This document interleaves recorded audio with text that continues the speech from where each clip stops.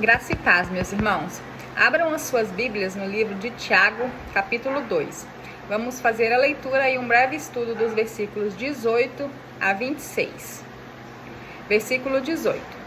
Mas alguém dirá: tu tens fé, e eu tenho obras. Mostra-me essa tua fé sem as obras, e eu com as obras te mostrarei a minha fé. Crês tu que Deus é um só? Fazes bem, até os demônios creem e tremem. Queres, pois, ficar certo, ó homem insensato, de que a fé sem as obras é inoperante? Não foi por obras que Abraão, o nosso pai, foi justificado quando ofereceu sobre o altar o próprio filho Isaque? Vês como a fé operava juntamente com as suas obras. Com efeito, foi pelas obras que a fé se consumou. Ora, Abraão creu em Deus, e isso lhe foi imputado para a justiça, e foi chamado amigo de Deus. Verificais que uma pessoa é justificada por obras e não por fé somente. De igual modo, não foi também justificada por obras a meretriz Raabe, quando acolheu os emissários e os fez partir por outro caminho? Porque assim como o corpo sem espírito é morto, assim também a fé sem obras é morta. Graça e paz, meus irmãos. Vamos concluir o estudo de Tiago, capítulo 2, do versículo 18 a 26. No versículo 18 diz assim: mas alguém dirá: tu tens fé, e eu tenho obras. Mostra-me essa tua fé sem as obras, e eu com as obras te mostrarei a minha fé. Aqui não quer dizer que a fé ela não seja importante, e nem quer dizer que a obra seja suficiente para a salvação. Aqui diz justamente que as duas devem andar juntas. Esse estudo aqui do capítulo 2 de Tiago é uma das partes mais interessantes aqui da Bíblia, no meu ponto de vista, que ele fala justamente sobre a fé sem obras ser morta. Vamos fazer uma referência aqui, a Mateus capítulo 7, os versículos 24 a 27. Todo aquele, pois, que ouve estas minhas palavras e a pratica, será comparado a um homem prudente que edificou a sua casa sobre a rocha. E caiu a chuva, transbordaram os rios, sopraram os ventos, e deram com ímpeto contra aquela casa, que não caiu, porque fora edificada sobre a rocha. E todo aquele que ouve estas minhas palavras e não as pratica, será comparado a um homem insensato que edificou a sua casa sobre a areia. E caiu a chuva, transbordaram os rios, sopraram os ventos e deram com ímpeto contra aquela casa, e ela desabou, sendo grande a sua ruína. Aqui quem fala é Jesus, ensinando quão importante é nós conhecermos e praticarmos a palavra, o evangelho, o seu ensinamento. No versículo 19 diz: crês tu que Deus é um só? Fazes bem, até os demônios creem e temem. Nós costumamos chamar os evangélicos de crentes. Na verdade, crentes são todos que creem em Deus. Quem não crê em Deus é ateu. Ser crente não faz de ninguém melhor ou pior. Aqui em João, capítulo 14, versículo 6, Jesus diz o seguinte: eu sou o caminho, a verdade e a vida. Ninguém vem ao Pai senão por mim. Quando Jesus diz eu sou o caminho, então nós devemos trilhar o caminho, no caso, a nossa trajetória aqui na Terra, através de Jesus. E como que é através de Jesus? É fazendo o que ele fazia, agindo como ele agia. Aí ele continua: e a verdade? A verdade é a palavra que nos é ensinada, é através de Jesus. Essa é a verdade. Então nós temos que viver através dele, através da palavra dele, e quando ele diz a vida, ele está se tratando da salvação. E no finalzinho dessa passagem, Jesus conclui dizendo: ninguém vem ao Pai senão por mim. Ou seja, a fé é importante, mas se nós não tivermos obras, ações, através da fé, não somos realmente cristãos, não temos uma fé verdadeira, não conhecemos o ensino de Jesus. Jesus não trouxe o ensino através da sua vida aqui na terra só para que nós ficássemos sabendo. Ele ordena a nossa conversão, que significa mudança de vida, mudança de atitude. E as atitudes, que são as nossas ações, consequentemente as nossas obras. No versículo 20: queres, pois, ficar certo, ó homem insensato, de que a fé sem obras é inoperante? Aqui Tiago está confrontando as pessoas a respeito da sua atitude. Não foi por obras que Abraão, o nosso pai, foi justificado quando ofereceu sobre o altar o próprio filho Isaque? É que ele pergunta, né? Ele está confrontando as pessoas a buscarem nas próprias escrituras a comprovação. Eu costumo dizer sempre assim, que a Bíblia, ela tem que ser ensinada e explicada através da própria Bíblia. Essa referência a qual Tiago fez aqui, sobre Abraão e Isaque, está em Gênesis, capítulo 22, versículos 1 e 2. Depois dessas coisas, pôs Deus Abraão à prova e lhe disse: Abraão, este lhe respondeu: eis-me aqui. Acrescentou Deus: toma teu filho, teu único filho Isaque, a quem amas, e vai-te à terra de Moriá. Oferece-o ali em holocausto sobre um dos montes que eu te mostrarei. Então aqui, Deus estava testando a fé de Abraão através da obra, que seria oferecer o próprio filho em holocausto. Não quer dizer que só a obra salva e não quer dizer que só a fé salva, e sim as duas juntas. Olha que interessante, eu vou fazer aqui mais uma referência, agora já no Novo Testamento, onde Lucas, no capítulo 9, versículo 23, diz, aí é Jesus dizendo, tá?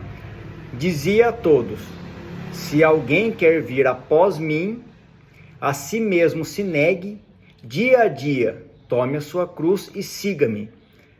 Lembra que eu acabei de falar que a própria Bíblia explica sobre a Bíblia. Nesse caso, nós temos um exemplo aqui de Abraão, que está obedecendo a Deus, ou seja, se quiser vir após mim, negue-se a si mesmo. Abraão, ele não queria matar o seu filho, ele não queria oferecer Isaque como holocausto, era o seu único filho. Mas ele obedeceu a Deus. E o que seria tome a sua cruz e me siga? Independente de você não concordar, de não ser a sua vontade, obedeça. E no caso ele obedeceu, porém foi justificado por Deus. Vamos continuar, versículo 22. Vê como a fé operava juntamente com as suas obras. Com efeito, foi pelas obras que a fé se consumou. Que está falando aqui justamente sobre Abraão ter obedecido a Deus. Aí no versículo 23 diz o seguinte: se cumpriu a escritura a qual diz: ora, Abraão creu em Deus, e isso lhe foi imputado para a justiça. Isso está escrito em Romanos 4:3. Eu até dei uma olhadinha, porque como a gente está fazendo um estudo em ordem cronológica, eu vim aqui dar uma olhada se essa passagem de Romanos se encaixaria no texto de Tiago. Então Romanos era Paulo, e aqui nós estamos falando sobre o livro de Tiago. E se encaixa, porque Romanos era de 55 a 57 DC, e Tiago de 44 a 62, ou seja, então eles estavam inseridos no mesmo contexto. E aqui comprova que Tiago, que era o líder da igreja de Jerusalém, sabia o que estava acontecendo com Paulo, que era o apóstolo enviado aos gentios. e eles estavam em comum acordo.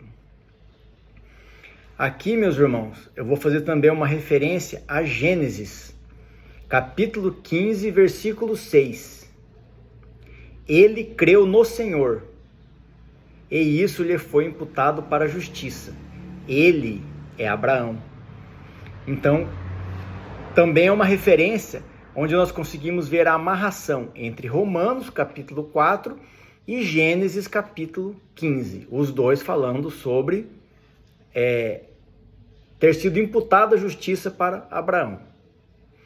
Na sequência, foi chamado amigo de Deus. Quem foi chamado amigo de Deus foi Abraão. E onde está escrito isso? No livro de Isaías, capítulo 41, versículo 8. Mas tu, ó Israel, servo meu, tu, Jacó, a quem elegi descendente de Abraão, meu amigo. Então aqui Deus falando para Israel, no caso a Jacó, quando ele já foi nomeado Israel, que Deus tinha elegido ele por ser descendente de Abraão, que era meu amigo. No versículo 24, meus irmãos, verificais que uma pessoa é justificada por obras e não por fé somente. De igual modo, não foi também justificada por obras a meretriz Raabe. Aqui Tiago está chamando novamente uma referência ao Antigo Testamento.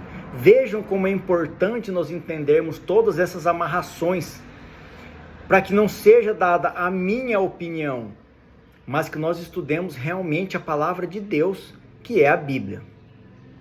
Aqui, a história de Raabe, ela está no livro de Josué, no capítulo 2, versículo 1, diz o seguinte: de Sitim enviou Josué, filho de Num, 2 homens, secretamente, como espias, dizendo: andai e observai a terra e Jericó.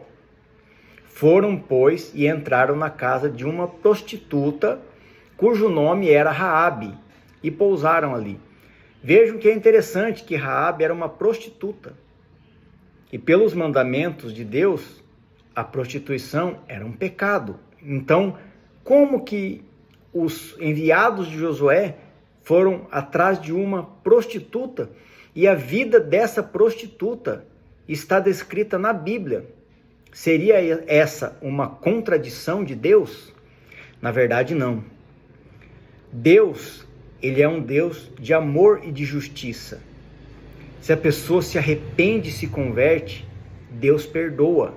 Aqui Raabe, ela teve uma atitude de amor, de misericórdia com os filhos de Deus. Vamos continuar estudando aqui, nós vamos entender. Então, assim, quando acolheu os emissários e os fez partir por outro caminho, aqui Tiago está enfatizando que Raabe, ela recebeu os espiões de Josué e os enviou por outro caminho, os ajudou a fugir dos soldados do rei de Jericó, porque assim como o corpo sem espírito é morto, assim também a fé sem obras é morta. Isso é muito interessante nós entendermos essa mensagem, meus irmãos, porque nós vemos muitas pessoas sentadas no banco de igrejas que vão lá, dedicam 1 hora por semana a Deus em um culto e acham que a sua obrigação com Deus está cumprida. Na verdade, nós devemos prestar culto a Deus 24 horas por dia, 7 dias por semana. Ou seja, é através da nossa vida. É justamente o que nós fazemos fora da igreja é que nos define como verdadeiros cristãos. Aqui eu vou fazer mais uma referência a esse texto aqui, de Raabe com os espiões, onde é Josué capítulo 2, versículos 12 e 13. Agora, pois, jurai-me, vos peço, pelo Senhor. Olha, aqui é Raabe falando, tá? Ela pede aos israelitas, os espiões, que jurem pelo Senhor, que, assim como eu usei de misericórdia para convosco, também dela usareis para com a casa de meu pai. Porque o juízo... para a casa de meu pai. E que me dareis um sinal certo de que conservareis a vida de meu pai e minha mãe, como também a meus irmãos e minhas irmãs, com tudo o que tem, e de que livrareis a nossa vida da morte. Então aqui, Raabe, ela apelou ao Senhor. Ela conhecia a palavra de Deus e cria em Deus, porque ela pediu que jurassem em nome de Deus. E que ela havia agido com misericórdia para com eles. Então vamos puxar mais um ensino que faz a amarração. Eu só estou aproveitando a história de Raabe, o estudo não é sobre ela, mas é para nós entendermos como o agir de Deus é perfeito e que a Bíblia ela é suficiente para nós entendermos qual é a mensagem de Deus para a nossa vida. Não precisa de outros livros, não precisa de complemento, não precisa de nada. A Bíblia, ela ensina e ela mesma explica a lição, caso nós tenhamos dúvida. Aqui, se nós formos a Tiago, capítulo 2, nos versículo 13, nós acabamos de fazer esse estudo anteriormente, dá para voltar lá e dar uma olhadinha. Fala o seguinte, aqui é Tiago, tá?